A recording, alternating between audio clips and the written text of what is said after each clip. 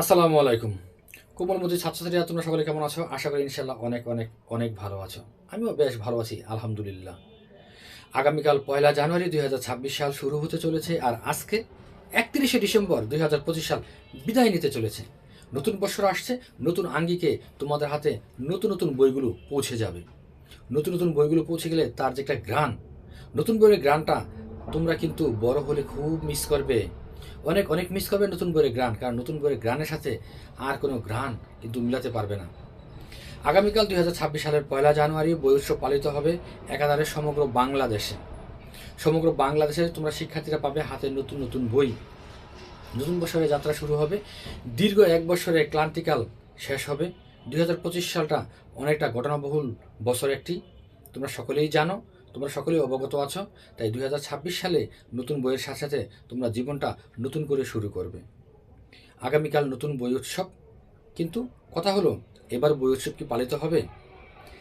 তোমাদের মাঝে এই জিনিসটা কিছুটা হতাশা হলেও কিন্তু কথাটা সত্যি। এবার বই উৎসব আর তথাকথিত গতবারের মতো পালিত হবে না। অন্যান্য বছরগুলো যেভাবে পালিত হয় সেভাবে পালিত হবে না। করোনার মাঝে যেভাবে বই উৎসব পালিত হয়েছে ছোট আকারে, হয়তোবা ওই আঙ্গিকেই এইবার ২০২৬ সালের বই উৎসবটা পালিত হবে।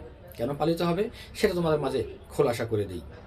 কারণ তোমরা সকলেই জানো, ৩বারের সাবেক প্রধানমন্ত্রী, দেশনেত্রী, আপসহীন নেত্রী, গণতন্ত্রের মা হিসেবে পুরো বাংলাদেশ যাকে চিনে, শহীদ প্রেসিডেন্ট জিয়াউর রহমানের সহধর্মিণী এবং আরাফাত রহমান কুকু ও তারেক রহমানের মা, আমাদের সকলের প্রিয় একজন নেত্রী বেগম খালেদা জিয়া মারা গেছেন। তার জন্য ৩ দিনের রাষ্ট্রীয় শোক ঘোষণা করা হয়েছে। আর আজকে হলো সরকারি ছুটি, মানে সাধারণ ছুটি। আর আগামীকাল যেহেতু ১লা জানুয়ারি, আর সকলের মাঝে বই তুলে দিতে হবে, তাই হয়তোবা রাষ্ট্রীয় শোকের মাঝেও তোমাদের হাতে নতুন বই পৌঁছে যাবে ইনশাআল্লাহ। কিন্তু কোনো অনুষ্ঠান হবে না, যেহেতু রাষ্ট্রীয় শোক। সেই ক্ষেত্রে হয়তোবা তার প্রতি শ্রদ্ধা রেখে সকলের মাঝে বইগুলো বিতরণ করা হবে। কিন্তু তোমরা যে যার ক্লাসে থাকবে, হয়তোবা ক্লাসে ক্লাসে বইগুলো বিতরণ করে দেওয়া হবে। প্রথম শ্রেণী থেকে দশম শ্রেণী পর্যন্ত সকলে বই পাবে, এবং ছোট আকারে হয়তোবা কোথাও কোথাও কিছু হতেও পারে, ছোট প্যান্ডেল করে সেগুলো হয়তোবা তোমরা বই পেতেও পারো। কিন্তু কোনো গান বাজনা অথবা লাউড নতুন বছরকে স্বাগত জানানোর জন্য যেরকমভাবে আমরা সাংস্কৃতিক অনুষ্ঠান করে থাকি, এগুলো হয়তোবা এবার পালিত হবে না, পালিত হবেই না। কারণ যেহেতু রাষ্ট্রীয় সুখ, সে হতে অবশ্যই এগুলোর মাঝে তোমাদের এটা গ্রহণ করে নিতে হবে। তার জন্য সকলে দোয়া করবে মন থেকে। আমাদের প্রিয় একজন নেত্রী, যিনি বাংলাদেশকে অনেক কিছু দিয়েছেন, বাংলাদেশের জন্য অনেক কষ্ট করেছেন, বাংলাদেশকে নতুনভাবে যাতে মাথা নত না করে তার থেকে অনেক কিছু শিখতে পেরেছে, অতএব তার জন্য সকলেই দোয়া রাখবে। আর বললাম যেহেতু রাষ্ট্রীয় সুখের কারণে তোমাদের বই উৎসবটা অন্যবারের মতো এত আনন্দমুখর হবে না, কিন্তু তোমরা সকলে নতুন নতুন বই পাবে। আগামীকাল ১লা জানুয়ারি ২০২৬ সাল নতুনভাবে শুরু করো।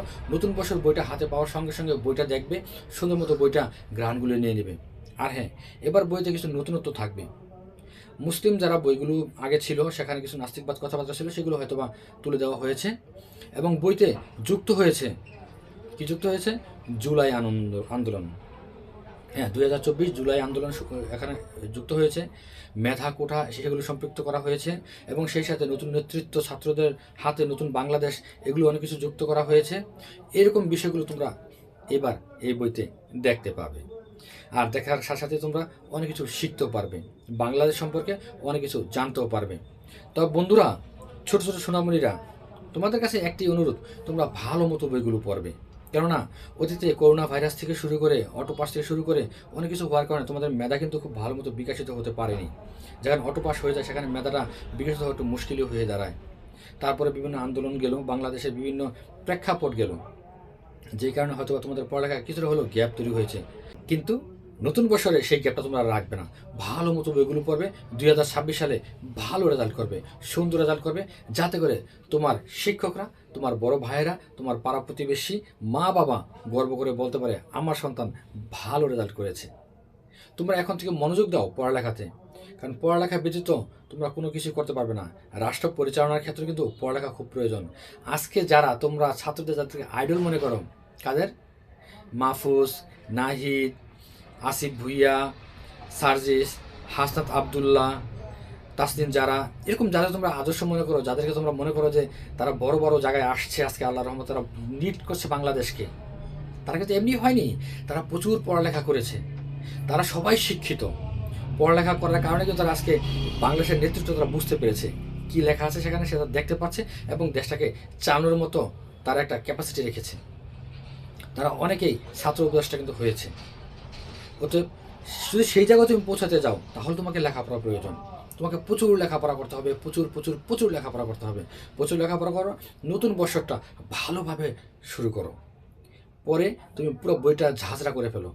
নতুন বইতে অনেক কিছুই পাবে, নতুন বইয়ের গ্রান, নতুন মলাট, নতুন নতুন ছবি, নতুন ছবির আঙ্গিকে, নতুন শ্রেণীতে ওঠা এবং নতুন শিক্ষক, নতুন শিক্ষকদের পরিচিতি, নতুন বন্ধুবান্ধব, নতুনভাবে নতুন ক্লাসে যাওয়া, নতুন ব্যাগ, হয়তোবা নতুনভাবে নিজেকে উপস্থাপন করা, প্রেজেন্টেশন করা, 1, 2, 3 রুল হওয়া, সব পাবে নতুন শ্রেণীতে। সকলে ভালো থাকবে, সুস্থ থাকবে, ভালো মতো লেখাপড়া করবে, মা বাবার মুখ উজ্জ্বল করবে সমাজে। সকলের প্রতি স্নেহ ভালোবাসা রেখে বিদায় নিচ্ছি। আসসালামু আলাইকুম।